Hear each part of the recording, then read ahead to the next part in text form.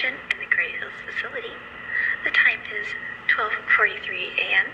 Central Standard Time, January 8th, 1963. That's correct. Yes. Sorry.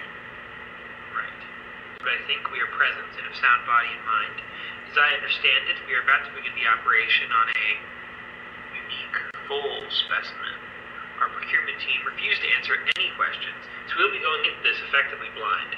As a result, please understand that given the bizarre nature of this specimen, our findings will likely only be expressed in relation to known sciences. This is new ground, so do bear with us. Wonderful. With introductions out of the way, let's get started. Dr. Erickson, would you kindly...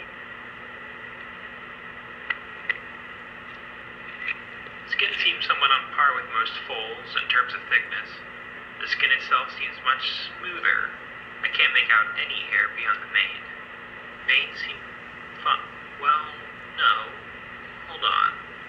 These are strange for a horse. Hold on. The aortic valve. It's a little off. This, Yeah, no, I see what you mean. For audio listeners, I'm looking at the aortic valve, which joins the left ventricle in the aorta, just as in humans. Equine mammals do have a similar valve in function, but this one looks remarkably... Stenzland, could you... Already on it. This... Okay. No, that's... holy fuck, That's done. a human. What in the ever-loving fuck is this? For the record, this is Dr. Stenzland. Everyone, calm down, for The Christ's sake. ribs. Okay, no. Those are human ribs. Jesus. Fuck. Okay. No. Those are definitely human. That's a fucking inscription. Oh. What the fuck? Okay. That's a human liver, isn't it? Yes, it is. Okay. Otto. What? Jesus. Nothing. I don't have a better way to put this, Carol. This is a truly fucked situation. Pass the scalpel. Proceeding with the operation. I'm opening the front right leg, just above the hoof.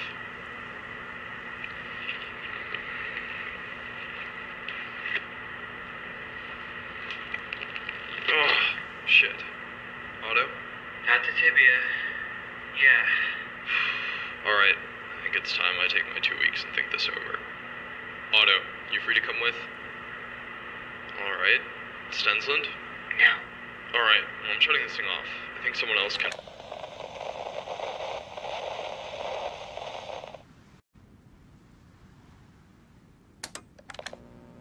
Beginning our first block of debate, it seems the United States government has gone ahead and granted us authorization on exact degrees of publicity on Project Ferus and how to address the public given these circumstances.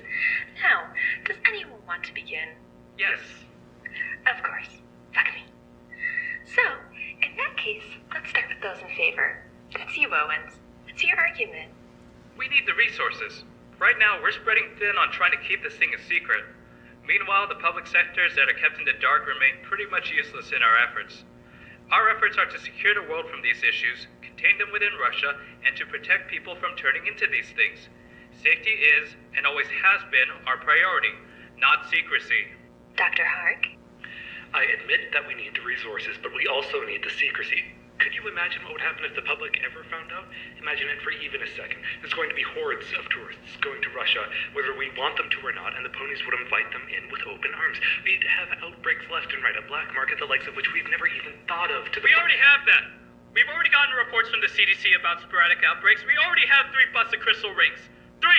It's only getting worse whether we want it to or not, and we need standard security and law enforcement, otherwise we won't be able to handle this.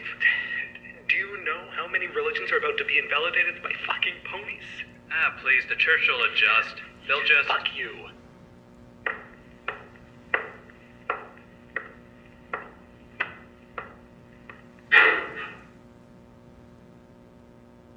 Alright, I think we have our verdict. We'll get in contact with the State Department, see what we can cook up for a reveal. Hopefully, we just get it done before the Japanese or Germans do it first. Piece of shit.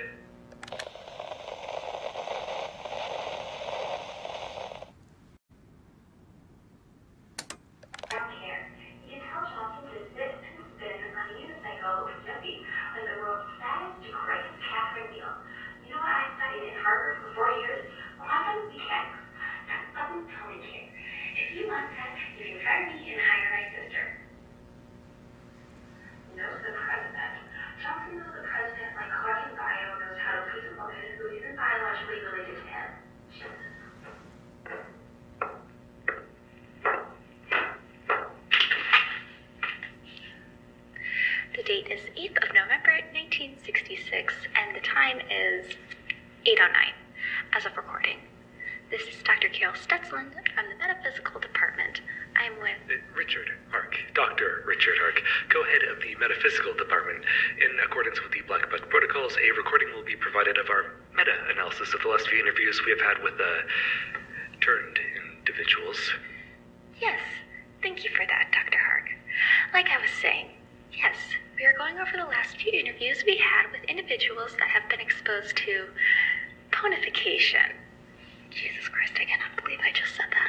Yes, and the team at the Data Analysis Wing have highlighted a discrepancy between the interviews of those of Captain Ferus and Subject D-03. For Ferus' interview, it says... Back then, it was nearly impossible to get into... What are you doing? I'm, doing an impression of Ferus. Yes. Why? To get in the mood, you know? Also, isn't that weird? Yeah, it's weird. Stop it, please. No. I mean, his depiction of the war. My impression was awesome. Anyway, it says in the interview here that he remembers fighting with the Russians trying to retake their land in the 50s. Also remembers us taking Iwo Jima before the Japanese Navy destroyed and trapped us on the island. And taking a vacation on the Iberian coast of Barcelona in 1962. And? No, the Ivans never did that, remember? That creepy four-eyed NKVD director took over and Russia split into six-ish. Seabiscuit over here makes it sound like every piece of frozen shithole got flipped into its own state. And we didn't take Iwo Jima. We never even got close. We got thrashed by the fox like a 3-year-old in a pit bull's mouth. And the coast of Barcelona? Hello, bullshit? First of all, why would you make that analogy? Not an analogy, a simile. I don't really care. And two, why is Barcelona story bullshit? Because the entire eastern Mediterranean got clogged up in the 50s by the dam, remember? The German admiral, Donuts or whatever, took over the thing, so we couldn't get to the Barcelona coast because there is no coast. What in the ever-loving hell are you talking about? Did you just give yourself a DIY lobotomy while I wasn't looking? Or are you naturally that dumb? Also, look at a map. Barcelona still has a coast. It just got extended back a few miles because of the dam. Also, the Germans didn't drop a bomb on Moscow. Nor did... Well, actually, I don't remember the Japan War very well. Hey, look! There's Gary. Gary. Yeah? Oh, that's an easy one. It simply became one bigger part of a greater whole. Where is this Made going? a dark technocon ride throughout the new world. His steed, accompanied by the 4 harbingers of a new epoch, run the ancient Levitas heresy forevermore. Just as the ancient babbling fortress of a new Nippon fell to our sword and its schisms, so will Neo-Acethlon, for their billion-soul crusade cannot stop our horde. Hail to the victorious Mara Lords!